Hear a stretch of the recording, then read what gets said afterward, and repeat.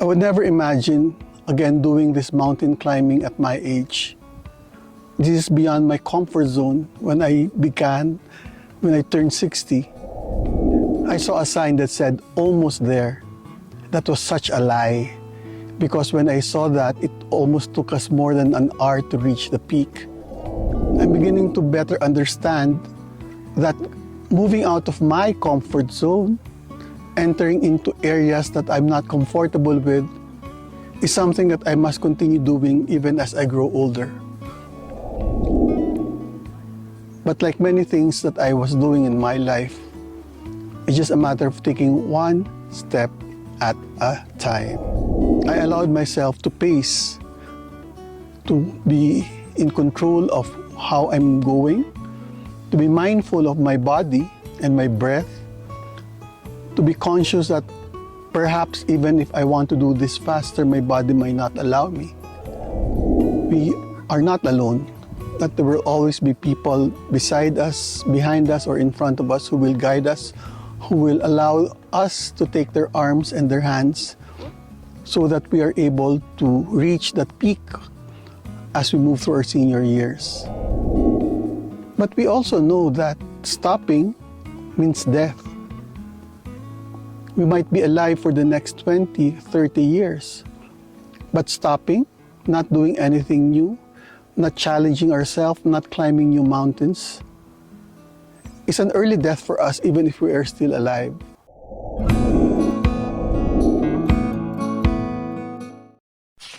I've been to Baguio many times.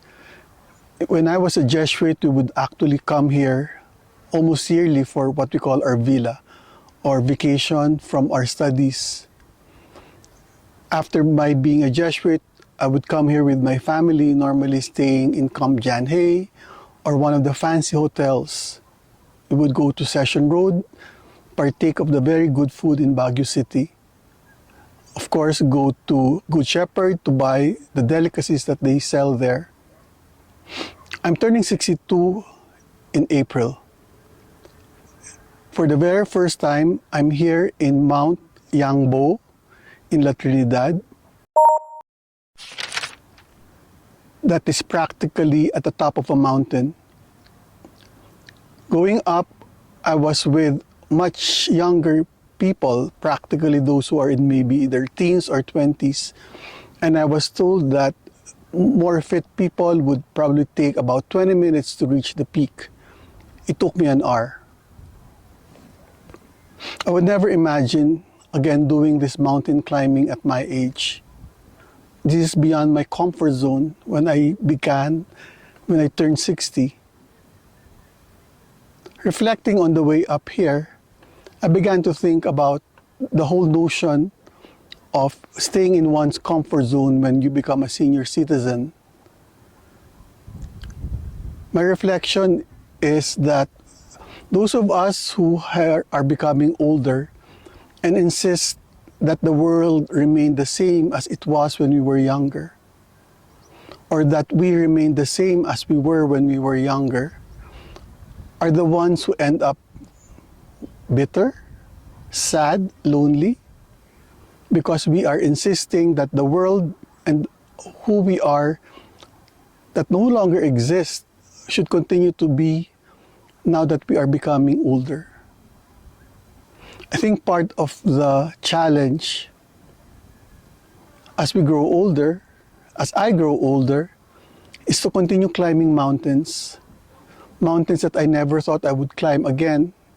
Mountains that I thought I can only climb when I was younger. I'm beginning to better understand that moving out of my comfort zone, entering into areas that I'm not comfortable with, is something that I must continue doing even as I grow older. We have this notion that getting out of your comfort zone is something that's a luxury for the young. But more and more I'm beginning to understand that need not be the case for myself as I grow older. That moving into areas, doing things that I will not normally think of doing because I say to myself, I'm too old for that. My body might not be able to take it. That's something that only the young people can do. maybe that's a part of the mindset that I need to shed. Now that I'm on top of the mountain, I'm looking at the view, the vista, the beautiful view of Baguio City. I begin to realize that it is only when I have been able to climb a mountain that I've not climbed before that I'm able to see new perspectives about who I am and what I'm able to do. Perhaps that is part of the challenge of being able to enter into new mysteries of my life. I hope that particularly for those of you who are listening, this is an invitation for you to explore what are the comfort zones that you are trying to avoid that might allow you to enter into new areas of growth for your life. What new mountains do you imagine you need to climb, whether physically or otherwise, in order for you to gain new perspectives about who you are and what the world is about? As I was climbing this mountain, it's not as if I did not stop. I actually made so many stops along the way, catching my breath, making sure that I'm not having a heart attack, making sure that my legs do not give way. While the younger ones seemed to be zipping across me, moving faster than I was, I allowed myself to pace, to be in control of how I'm going, to be mindful of my body and my breath, to be conscious that perhaps even if I want to do this faster, my body might not allow me. I also was doing this not on my own. I had a companion who was with me, who would at times take my hand, help me climb, use his arms to be able to traverse the more difficult parts of the hike. I think as we move through our senior years, that is a very good analogy of our own journey. Even as we travel, even as we move to our areas of beyond our comfort zone, we need to be more mindful that we might not be as fast, we might not be as strong as we were when we were younger. We need to be conscious of how it was now that we have our bodies, that we need to be a little bit slower perhaps, but always conscious of the fact that we need to be able to reach the goal that we want to achieve for ourselves. We also need to be conscious that we are not alone, that there will always be people beside us, behind us, or in front of us who will guide us, who will allow us to take their arms and their hands so that we are able to reach that peak as we move through our senior years. That's part of my reflection this morning as I dive into the mysteries of the latter years. When I travel with Paulo, sometimes he would say, "Are we there yet?" Because he's very impatient to reach our destination. I actually found myself saying the same things as I was going up this mountain. Are we there yet? I saw a sign that said, "Almost there." That was such a lie, because when I saw that, it almost took us more than an hour to reach the peak. Many times I wanted to stop and I said, "Until here na lang. There's no shade anymore. It's so hot." I was getting to be grumpy and bitchy actually. And actually, I really wanted to stop and say, "Dito na lang. This is a good view enough for me." But my companion kept on insisting, "No, few more minutes."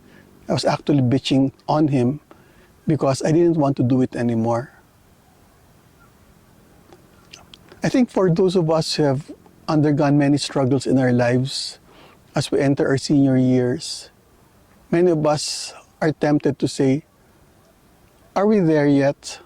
Or "Hanggang dito na lang. I want to stop. I've done so many things. I've proven myself so many times over. I just want to stop." But we also know that stopping means death. We might be alive for the next 20, 30 years. But stopping, not doing anything new, not challenging ourselves, not climbing new mountains, is an early death for us even if we are still alive. That's my reflection. Is it easy? Not for me. Doing this podcast goes beyond my comfort zone. Why am I doing it? I actually do not know yet. I actually do not know. What I do know is more and more I'm beginning to realize that I just cannot stop. I can keep on asking, are we there yet? I can keep on bitching about how difficult it is, how hot the sun is, how uncomfortable it is, how difficult it is for my body. But like many things that I was doing in my life, it's just a matter of taking one step at a time. And before you know it, you have climbed another mountain, you have achieved another goal, and you're beginning to realize that there is life beyond 60. Coming up this mountain, my companion actually was wondering why I kept on complaining. He said, "You were not out of breath naman. Your body seemed to be strong enough to continue the climb, and yet you were bitching all over." He was asking why. I said, because I wasn't really certain that we were going to do this when I woke up. Part of me said, why am I doing this?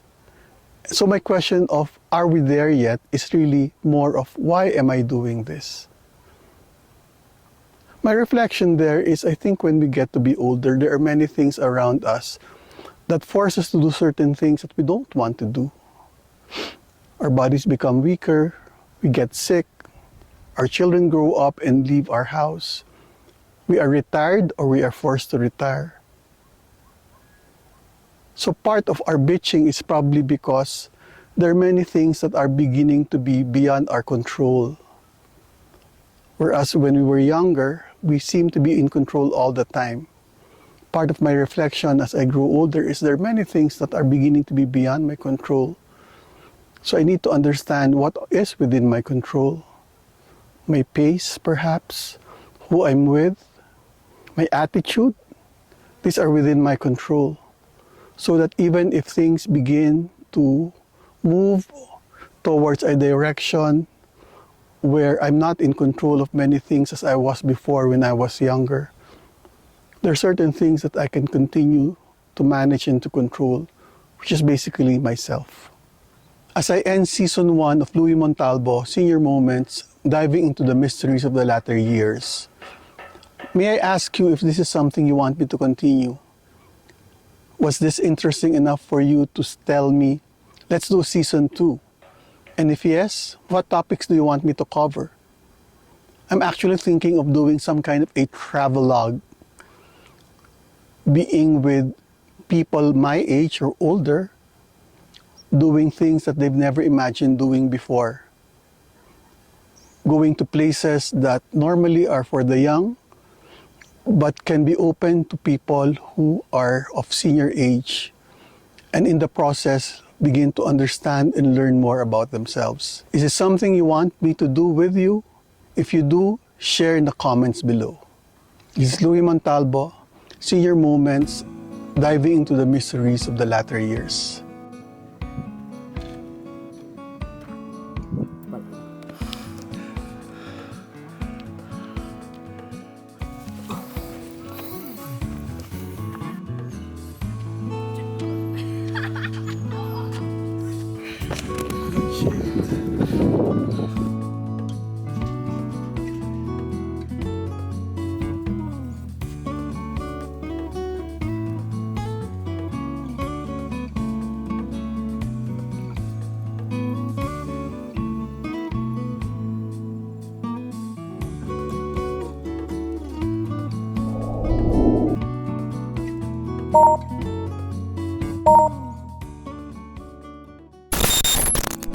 For our next episode on Senior Moments with Louie Montalbo, a matter of whether we will succeed or not, because based on my own life, success was never a factor in making decisions as far as I was concerned. As we grow older, relationships continue to matter. The quality of relationships, more than the quantity, begin to matter more. Will there be a Season 2?